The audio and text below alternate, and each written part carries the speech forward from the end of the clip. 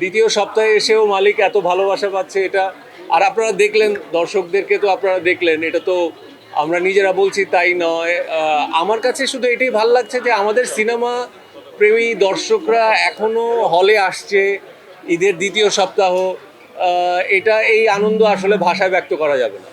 হ্যাঁ, সিনেমা যখন শেষ হলো দর্শকের করতালি, এটা এই আনন্দটা কেমন ভাবে এই আনন্দটার জন্যই তো এত ইনজুরি গায়ে, এত ধকল, এত নির্ঘুম রাত, এত টেনশন,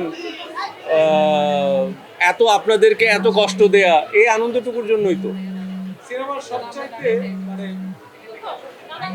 সবচেয়ে মজার ডায়লগটা ছিল আমি মরি নেই বেঁচে আছি, যেটা আপনি সিনেমা রিলিজের আগেই আমাদেরকে বলেছেন। জি এই ডায়লগটা শোনার সাথে সাথে দর্শক করতালি দিয়েছে। কি জি, বলবেন? এইটার কৃতিত্ব অনেকটাই আমাদের পরিচালক সাহেব চন্দনের দিকে যায়, প্লাস আমাদের পুরো টিমের। তবে এই ডায়লগটা বোধহয় আমার বলে দেয়া, এই ডায়লগটা আমার ইম্প্রোভাইজ করা। আপনার জি জি, এই কতবার ডায়লগ দিয়েছিলেন এই একটা ডায়লগ? কতবার দিয়েছিলাম এটা তো মনে নাই, কিন্তু আমার মনে হচ্ছিল যে ছবিতে এই ডায়লগটা বোধহয় দর্শকের ভালো লাগতে পারে, গল্পটা যেরকম। এই তো মালিকের শেষে আমরা দেখলাম শেষে একটা কার্ড কার্ড চলে আসলো মালিক 2, তার মানে কি আমরা মালিক 2 পেতে যাচ্ছি? আগে মালিক 1 সবাই মিলে দেখেন, তারপরে এগুলো নিয়ে বলবো। আগে মালিক 1 সবাই দেখেন, তারপরে মালিক 2। ঠিক আছে, thank you so much, thank you. মানে কতটুকু আশা করেছিলেন আর এখন কি দেখছেন? ঈদের দ্বিতীয় সপ্তাহে আপনারা নিজেরাই দেখছেন। সো আমি মহান সৃষ্টিকর্তার কাছে, আল্লাহর কাছে শুকরিয়া আদায় করি যে ঈদের দ্বিতীয় সপ্তাহেও এই এই দর্শক দেখবো, এটাই।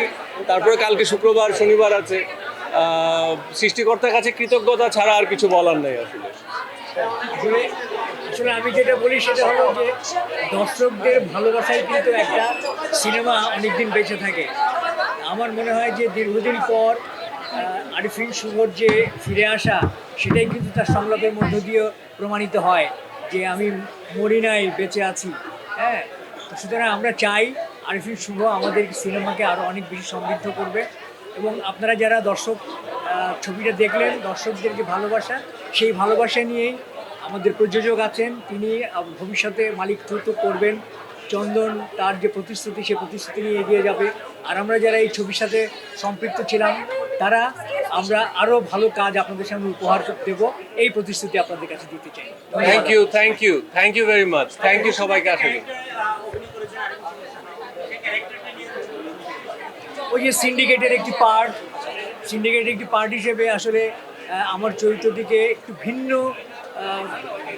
গেট আপে এবং ভিন্নভাবে উপস্থাপন করার চেষ্টা করেছি ডিরেক্টর। তো সেইভাবেই চরিত্রটিকে আমি উপস্থাপন করেছি। একজন অভিনয় শিল্পী হিসেবে ভিন্ন ভিন্ন চরিত্র অভিনয় করার যে একটা আকাঙ্ক্ষা থাকে, সেই আকাঙ্ক্ষা থেকে আসলে হাকিম ভাইকে প্রথম দিন সেটে গিয়ে আমি চিনতে পারি নাই।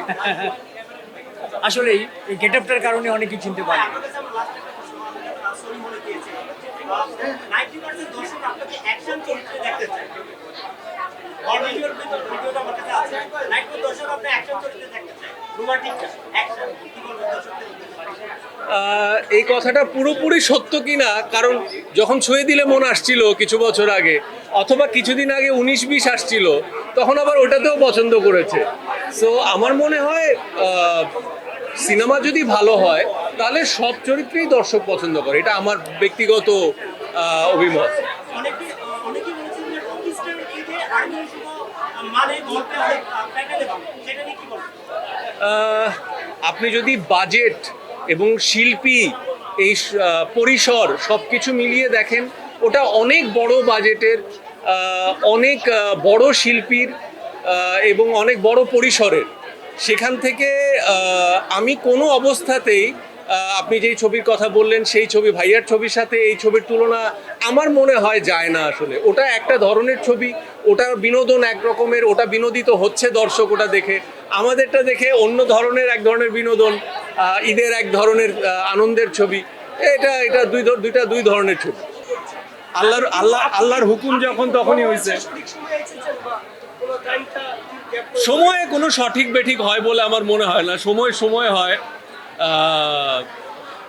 বাকি টাইমিং মেলার একটা বিষয় থাকে। যখন যেই অপরচুনিটি আসে, যেই সুযোগটা আসে, সেটা সদ্ব্যবহার করাটাই হচ্ছে সময়। তো আমার কাছে এই সুযোগটা এসেছিল, আমি সদ্ব্যবহার করেছি। আমাদের দেশ থেকে এরকম একটা কাজ হয়েছে, এটাই অনেক আনন্দের। আমি সেটা লিড ক্যারেক্টার করেছি। ভবিষ্যতে দেখা যাক কি হয় তারপর। সিনেমার একটা ফ্লেভার মানে যেগুলোর প্রায় 300-400 কোটি রুপি বাজেট। সেই কত বাজেট? 300-400 কোটি রুপি। হ্যাঁ, জি। সেই ফ্লেভারটা মালিকে পেয়েছে আরো 300 মাধ্যমে, কি বলবেন? আহ, খুবই আনন্দের বিষয়, কারণ ওই যে আপনি বললেন 300-400 কোটি রুপির, 500 কোটি রুপি, 1000 কোটি রুপির বাজেটের ছবি। তো সেই তুলনায় আমাদের দর্শক যদি কিছুটা দেশের বাইরের ভিন্ন ধারার, ভিন্ন দেশের একটু ফ্লেভার পায়, ক্ষতি কি? তারা আনন্দ পেলেই, তাদের আনন্দটাই সব কিছু।